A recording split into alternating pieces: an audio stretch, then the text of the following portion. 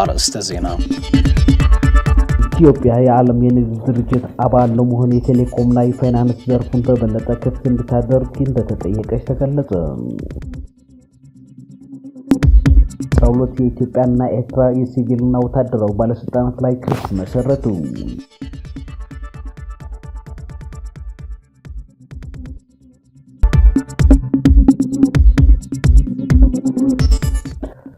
ለትግራይ ከሌሎች ክልሎች በተለየ ሁኔታ ላለፉት 11 ቀናት ነዳጅ እንዳይጫን መደረጉን ተገለጸ። ሰላም እንዴት ቆያችሁ? ውድ የኢትዮ ሞኒተር ቤተሰቦች እነኚህና ሌሎች ጉዳዮች ወደ እናንተ እናደርሳለን። እስከ ዝግጅታችን ፍጻሜ አብራችሁ እንድትቆዩ ጋበዝን። ወደ ዝርዝራቸው እንለፍ። በሰሜን ኢትዮጵያ ለ2 ዓመታት ከዘለቀው ጦርነት መትረፋቸውን የገለጹት 8 የትግራይ ተወላጆች በ12 የኢትዮጵያና ኤርትራ የሲቪልና ወታደራዊ ባለስልጣናት ላይ ክስ መሰረቱ። ክሱን ያቀረቡት ጦርነት ሲካሄድ ትግራይ ክልል ውስጥ ገሚሶቹ የረድኤት ድርጅት ሰራተኞች፣ ገሚሶቹ ደግሞ በወቅቱ የነበረው የትግራይ ጊዜያዊ አስተዳደር ባለስልጣናት እንደነበሩ ተገልጿል። ከጦርነቱ የተረፉት እነዚህ ወገኖች እንደሌሎች በመቶና በሺዎች የሚቆጠሩ ሰዎች የጾታዊ ጥቃት፣ ለተፈቀደ እስርና ስቃይ እንዲሁም ረሃብ ሰለባና እማኞች መሆናቸውን አቤቱታቸውን ለጀርመን ፌዴራል አቃቤ ሕግ ያቀረቡት ተቋማት ናቸው።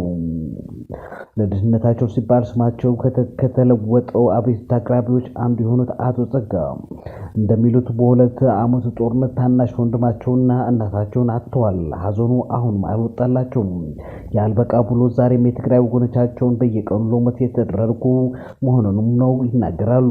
ይህ እልባት እንዲያገኝም ለማሰብ የሚከብዱ ያሉትን የትግራይ ውስጥ የተፈጸመ ወንጀል ሊያቀነባብሩ አካላት በአስቸኳይ ለፍርድ መቅረብ እንደሚኖርባቸው ተማጽነዋል። ጉዳይን የያዙት በተለያዩ ሀገራት የጦርና በሰብአዊነት ላይ የተፈጸሙ ወንጀሎች በዓለም አቀፍ ደረጃ በመመርመር ፍትህ እንዳያገኙ የሚሰሩት የህግ ተቋማት ባለፈው መስከረም ላይ ነው እነዚህን ወገኖች አቤቱታ ለጀርመን የፌዴራል አቃቤ ሕግ ያቀረቡት።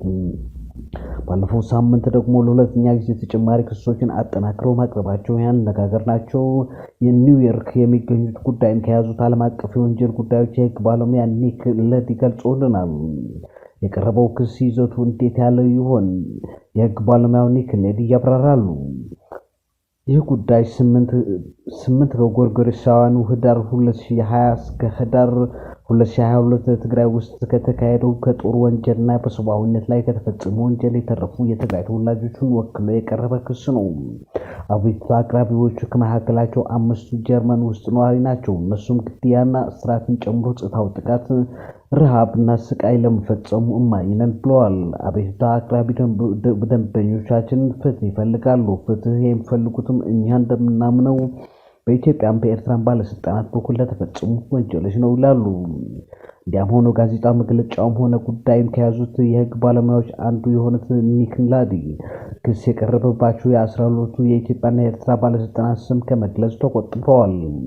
ከጦርነቱ የተረፉትን ወገኖች አቤቱታ ለጀርመን የህግ አካላት ያቀረቡበትን ምክንያት አስመልክተው ግን ከፍትህ ተጠያቂዎች 5ቱ ጀርመን ሀገር ስለሚኖሩ ነው ያሉት። ለሁለተኛ ጊዜ አቤቱታውን አጠናክረው ያቀረቡትን የጀርመን አቃቤ ሕግ ጉዳዩን እንዲመረምር በሚል ነው። አቤቱታውን ለጀርመን ባለስልጣናት ያቀረብነው ምርመራ እንዲከፍቱ ነው። አሁን ምርመራውን ለመጀመር ሙሉ ውሳኔ ጀርመን አቃቤ ሕግ ነው የሚሆነው። በቂ ማስረጃዎችን ሰጥተናቸዋል። ከ100 ገጽ በላይ አቤቱታንም ከበርካታ አባሪዎች ጋር አቅርበንላቸዋል። የተሟላና ግልጽ ምንጭ ያለው ማስረጃና እማኞችም ቃል ይዘዋል። እናም ጀርመኖች ይህን አቤቱታ ተቀብሎ እኛም መዋቅራዊ ምርመራ የምንለውን ይጀምራሉ ብለን እናስባለን። እነዚህ መዋቅራዊ ምርመራዎች ደግሞ በዚህ ክስ ተሳትፏል የተባሉ መዋቅሮችና ቡድኖች ላይ የሚደረጉ ይሆናል። በሌሎች ዓለም አቀፍ ስልጣን የሚጠይቁ ጉዳዮች ለምሳሌ በሶሪያና ዩክሬን ላይ እንዲካሄዱ ማለት ነው። የጀርመን ባለስልጣናት ከዚህ ቀደም ሶሪያ ውስጥ እንዲሁም ጋምቢያና ኢራቅ ውስጥ ለተፈጸሙ የጭካኔ ወንጀሎች ዓለም አቀፍ የህግ ሂደት መርሆዎችን በተሳካ ሁኔታ ተጠቅመው ክስ መመስረታቸውን የህግ ተቋማቱ በወጡት ጋዜጣዊ መግለጫ አንስተዋል። አቤቱታ ያቀረቡት 8 የትግራይ ተወላጆች ጉዳያቸው ተመሳሳይ ግምት ተሰጥቶት በፍርድ ቤት እንዲታይላቸው ነው አሁንም እየጠየቁት። ኒክሌዲ የጀርመን አቃቤ ሕግ ያቀረቡለትን ዝርዝር መረጃ አጥኖ አቤቱታውን ተቀብሎ ምርመራ ያካሂዳል የሚል ተስፋ ሰንቀዋል። ኢትዮጵያ የዓለም የንግድ ድርጅት አባል በመሆን የቴሌኮምና የፋይናንስ ዘርፍን በበለጠ ክፍት እንድታደርግ መጠየቁ ተገለጸ። ኢትዮጵያ በተቀመጠለው መርሃ ግብር መሰረት በመጪው የአውሮፓውያን ዓመት መጋቢት ወር የዓለም የንግድ ድርጅት አባል እንድትሆን የቴሌኮምና ፋይናንስን ዘርፉን አሁን ካለው በበለጠ ክፍት እንድታደርግ ከዓለም የንግድ ድርጅት ተጨማሪ ጥያቄ እንደቀረበለት ተገለጸ። የንግድና ቀጠናዊ ትስስር ሚኒስትር ካሳሁን ጎፌ ሰኞ መጋቢት 15 ቀን 2017 ዓመተ ምህረት በሰጡት ጋዜጣዊ መግለጫ ኢትዮጵያ በድርጅቱ የአባልነቷ ጥያቄ እንዲጸድቅ ከ19 ሀገሮችና ከዓለም ባንክ ድጋፍ ማግኘቷን ገልጸዋል። ከዓለም የንግድ ድርጅት ኢትዮጵያ ማሟላት አለባት የሚል የቀረቡት ጥያቄዎች በተመለከተ ማብራሪያ ሰጥተዋል። በዚህ መሰረት የቴሌኮምና የፋይናንስን ዘርፉን ኢትዮጵያ የበለጠ ክፍት እንድታደርግ የተለመዱ የድርድር ጥያቄዎችን እንደቀረቡላት ጠቅሰው በዋናነት ግን ኢትዮጵያ የበኩሏን ሚና የምትጫወተውን ኤልዲሲ ወይም ሊስት ዲቨሎፕድ ካንትሪ ጋይድ ላይን የሚባል መመሪያ ተገን በማድረግ ነው ብለዋል። ይህ መመሪያ ለታዳጊ ሀገሮች ኢኮኖሚ ወደ ዓለም ንግድ ድርጅት ስርዓት እንዲገቡ ለማስቻል ተብሎ የተዘጋጀ ልዩ ጥቅም እንዳለ አክለው ገልጸዋል። ኢትዮጵያም ይህንን ልዩ ጥቅም ተግባር ላይ ከመዋል አንጻር የበኩሏን ሚና እንደምትጫወት፣ ነገር ግን በድርጅቱ አንዳንድ ጊዜ ኢትዮጵያ እጅግ በጣም ካላደጉ ሀገሮች ተርታ የምትመደብ ነች ወይ? አሁን ያለው ኢኮኖሚያዊ እድገት በራሱ እንደዚያ የሚያሳይ ነው ወይ? የሚሉ ጥያቄዎች እንደሚነሱ ሚኒስትሩ ጠቁመዋል። በአፍሪካ ኢኮኖሚ ኮሚሽን በዚህ ወር በተካሄደ የአፍሪካ አህጉራዊ ነጻ ንግድና ቀጠናን በተመለከተ ባለሙያዎችና የአገርን የፋይናንስ ሚኒስትሮች የተገኙበት ጉባኤ ላይ በሀገሪቱ ስለሚገኙ እጅግ ውስን የሆኑ እድገትን ያላቸው አገሮች የተመለከተ ጥናት በዓለም ካሉ 44 መሰል የእድገት ደረጃ ካላቸው አገሮች 32 በአፍሪካ እንደሚገኙ የጠቀሰው ሲሆን ከነዚህ ውስጥ ግን ኢትዮጵያ አልተካተተችም። በተለይ ከዓለም የንግድ ድርጅት በኩል በጣም ፈታኝ የሆነ ወይም የማይመለስ አስቸጋሪ ጥያቄ አለመቅረቡን፣ ይሁን እንጂ የጅምላ ንግድ፣ የችርቻሮ አስመጪና ላኪነት ንግድ ፈቃድ ለውጭ ባለሀብቶች ክፍት ቢደረግም ህጎችን ከማሻሻል አንጻር ክፍተቶች ያሉ የሚል ጥያቄዎችን እንደቀረቡ አክለው ገልጸዋል። የንግድ ዘርፉ ለውጭ ባለሀብቶች ክፍት ሲደረግ ቅድመ ሁኔታዎች እንደነበሩትና ቅድመ ሁኔታዎች እንዲነሱ ጥያቄ ቢቀርብም ይህንን ክፍት ማድረግ የማይቻልበት ምክንያት ማብራሪያ እንደተሰጣቸው አስረድተዋል። በሌላ በኩል ታሪፍን በተመለከተ ለቀረበላቸው ጥያቄ ካሳሁን ጎፌ ሲያብራሩ የሀገሪቱን ገቢ የማመንጨት አቅም በሚጎዳ መንገድ ድርድር አይደረግም ብለዋል። ታሪፍን በተመለከተና ከገቢ ጋር የሚያያዝ ጉዳይ ከገቢዎች ሚኒስቴር፣ ከገንዘብ ሚኒስቴርና ከጉምሩክ ኮሚሽን ጋር ውይይት ተደርጎና ተሰልቶ ስለሚሆን ምንም ታሪፍ ዝቅ ብናደርግ ምን ያህል ገቢ እናጣለን የሚለው ተሰልቶ ነው ሲሉ ዶክተር ካሳሁን ተናግረዋል።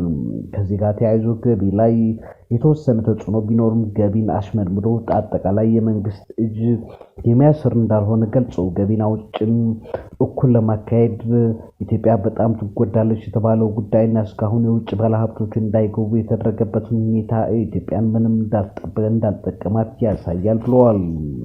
በተለይ በቅርቡ የውጭ ባለሀብቶች ገብተው እንዲሰሩ ክፍት ከተደረገ በኋላ የኤክስፖርት ገቢ በፍጥነት ማደግ መጀመሩን ለአብነት ባለፈው ሳምንት ጠቅላይ ሚኒስትር አብይ አህመድ በፓርላማ የ8 ወራት አፈጻጸም ባቀረቡበት ወቅት $4.5 ቢሊዮን ከኤክስፖርት መገኘቱን መናገራቸውን አስታውሰዋል። በዚህ መሰረት የኤክስፖርት ዘርፍ ለውጭ ባለሀብቶች ክፍት መደረጉ ጥሩ ነገር የሚያሳይ መሆኑን ኢትዮጵያም የዓለም የንግድ ድርጅት አባል ስትሆን የሸቀጦች ማራገፊያ ትሆናለች የሚለውን ነገር ገልብጦ ማየት እንደሚጠይቅ አስረድተዋል። ከ2010 እስከ 2015 ዓ.ም ባለው ጊዜ ውስጥ ከ85 ቢሊዮን ዶላር ወደ 205 ቢሊዮን ዶላር ጂዲፒ መሄድ ከተቻለ የኢትዮጵያ ኢኮኖሚ አሁን ባለው ሁኔታ ቢቀጥሉት 6 ዓመታት 405 ቢሊዮን ዶላር ጂዲፒ እንደሚደርስ ገልጸዋል። ለትግራይ ከሌሎች ክልሎች በተለየ ሁኔታ ላለፉት 11 ቀናት ነዳጅ እንዳይጫን መደረጉን ተገለጸ። የትግራይ ክልል ንግድና ኤክስፖርት ቢሮ ላለፉት 11 ቀናት ከሌሎች ክልሎች በተለየ ሁኔታ ወደ ትግራይ ክልል ምንም አይነት ነዳጅ አለመጫኑን ገልጿል። የኢትዮጵያ ነዳጅ አቅራቢ ድርጅት ለሁሉም ክልሎች የሚያጋራው የነዳጅ ስርጭት መረጃ የነዳጅ አቅርቦት ሙሉ ለሙሉ የቆመው በትግራይ ክልል ብቻ እንደሆነ እንደሚያመለክቱ በቢሮው የሸማቾች ጥበቃ ዳይሬክተር አቶ ካሳሁን ክንድያ ለቢቢሲ ተናግረዋል። የትግራይ ክልል የንግድና ኤክስፖርት ቢሮ ከትናንት በስቲያ ሰኞ መጋቢት 15 2017 ዓ.ም የነዳጅ አቅርቦትን ለሚመለከታቸው የፌዴራል መንግስት ተቋማት በጻፈው ደብዳቤ ወደ ክልሉ የሚላከው ነዳጅ ላይ የተደረገው ክልከላ አሁን መቀጠሉን አስታውቆ ነበር። ለንግድና ቀጠናዊ ትስስር ሚኒስቴር የነዳጅና ኢነርጂ ባለስልጣኑ እንዲሁም ለነዳጅ አቅራቢ ድርጅት የተጻፈው ደብዳቤ ለመጨረሻ ጊዜ ወደ ክልሉ ነዳጅ የገባው መጋቢት 6 2017 ዓ.ም እንደሆነ ይገልጻል። ከጥር ወር ጀምሮ ወደ ክልሉ የሚገባው የነዳጅ መጠን በእጅጉ መቀነሱን በደብዳቤው ያስታወቀው ቢሮ በመጋቢት 4 እና 5 2017 ዓ.ም ለክልሉ የሚቀርበው ነዳጅ 2 የነዳጅ ጭነት መኪና መውረዱን ገልጿል። የባሱ ብሎ ከመጋቢት 6 2017 ዓ.ም ጀምሮ ወደ ትግራይ የተጫነ ነዳጅ አለመኖሩ ችግሩ እንዲቀጥልና እንዲወሳሰብ ያደረገ መሆኑን ጠቅሷል። ለትግራይ ክልል የሚቀርበውን ነዳጅ በተመለከተ በተደጋጋሚ ጥያቄ መቅረቡና ተደጋጋሚ ውይይቶች መካሄዳቸውን ያስረዳል። ደብዳቤው ወደ ትግራይ ነዳጅ እንዲጫን እንደተፈቀደ በቃል ተነግሮን ተስፋ አድርገን ብንቆይም እስካሁን ችግሩ ሳይፈታ ወደ ትግራይ የሚላከው ነዳጅ ክልከላ አሁንም ቀጥለዋል ሲል ችግሩ አለመፈታቱን ይገልጻል። በቢሮው የሸማቾች ጥበቃ ዳይሬክተር የሆኑት አቶ ካሳሁን ከመጋቢት 6 ጀምሮ አንዳችም ነዳጅ ወደ ክልል አልተጫነም ሲሉ ይህንኑ ለቢቢሲ አረጋግጠዋል። የመቀሌ ከተማ ነዳጅ ማደያዎች ማህበር ሊቀመንበር አቶ ኪሮስ አባይን በተመሳሳይ የከተማዋ በስራ ላይ ያሉት 13 ማደያዎች ለመጨረሻ ጊዜ ነዳጅ ያገኙት ከሁለት ሳምንት በፊት መሆኑን ለቢቢሲ ተናግረዋል። አቶ ኪሮስ በባለቤትነት የሚያስተዳድሩት ነዳጅ ማደያ የመጨረሻውን የነዳጅ አቅርቦት ያገኘው የካቲት 24 2017 ዓ.ም እንደሆነ ገልጸዋል። አቶ ኪሮስ ከዚህ ቀደም በነበሩ አሰራር ማደያዎች የፈለጉትን የነዳጅ መጠን በመግለጽ ለነዳጅ አቅራቢ ኩባንያዎች ገንዘብ እንዲከፍሉና እንዲጫንላቸው ያስረዳሉ። እንዲጫንልን ብለን ጠይቀን ገንዘብ ከፍለን የከፈልነው ገንዘብ እዛው እንደቆመ ነው። በከተማዋ የሚገኙ ማደያዎች ገንዘብ ከከፈሉ በኋላ ነዳጅ እንዳላገኙ ገልጸዋል። ወደ ትግራይ ክልል ነዳጅ ለመጫን ሁሉንም ሂደት ጨርሰው ጅቡቲ የቆሙ ተሽከርካሪዎች ብዛት 22 እንደሆነ የትግራይ ክልል ንግድና ኤክስፖርት ቢሮ ሸማቾች ጥበቃ ዳይሬክተር አቶ ካሳሁን ተናግረዋል። ነዳጅ አቅራቢ ኩባንያዎች ተሽከርካሪዎች ጭነው ላለመነሳታቸው የሚሰጡት ምክንያት ነዳጅ አቅራቢ ድርጅቶች ቆዩ ያለ ነው የሚል እንደሆነ አቶ ኪሮስ ገልጸዋል። ቢቢሲ ተሽከርካሪዎች ወደ ትግራይ ክልል ነዳጅ የጫኑ ያልሆነበትን ምክንያት ለመረዳት ያነጋገራቸው 3 የነዳጅ አቅራቢ ኩባንያዎች ተወካዮች ጉዳይ በሚመለከተው መንግስትን እንደሆነ በመጥቀስ መረጃ ከመስጠት ተቆጥበዋል። የሸማቾች ጥበቃ ዳይሬክተር አቶ ካሳሁን እንደሚናገሩት በጅቡቲ የሚገኙ ተሽከርካሪዎች ነዳጅ ጭነው ለመንቀሳቀስ የሚያቀርቡት ጥያቄ የሚሰጣቸው ምላሽ አትገቡም፣ አልተፈቀደም፣ ጀምሩ አልተባልንም የሚል እንደሆነ ይናገራሉ። የደብረጽዮን ገብረ ሚካኤል ቡድን የጠቅላይ ሚኒስትር አብይ የፕሬዝዳንትነትን ጥቆማ መልእክትን ውድቅ አደረገው። የደብረጽዮን ገብረ ሚካኤል የሚመሩት ህወሓት የፌዴራል መንግስቱ የጊዜው አስተዳደሩን ስልጣን በማራዘም ዙሪያ ብቻውን እየሰራ ይገኛል በማለት ማምሻውን በወጣ መግለጫ ከሷል። የትግራይ ጊዜው አስተዳደሩ የፕሪቶሪያ የግጭትን ማቆም ስምምነት ውጤት እንጂ የፌዴራል መንግስቱ ብቸኛ ውሳኔ አይደለም ያለው ቡድኑ ለጊዜው አስተዳደሩ አዲስ ፕሬዝዳንት በመሾም ዙሪያ በቅርቡ ከፌዴራል መንግስት ጋር ውይይት መደረጉና የቡድኑ ማዕከላዊ ኮሚቴ የጊዜው አስተዳደሩ ምክትል ፕሬዝዳንት ጀነራል ታደሰ ወረደ በጌታቸው ረዳ ምትክ በፕሬዝዳንትነት እንዲሾሙ መወሰኑን ገልጸዋል። ሆኖም ከጠቅላይ ሚኒስትር ጽህፈት ቤት ዛሬ የቀረበው የእጩ ፕሬዝዳንት ጥቆማ ጥሪ ይህንኑ የህወሓት ውሳኔ ችላ ብሎታል ማለት ቡድኑ ጠቅሷል።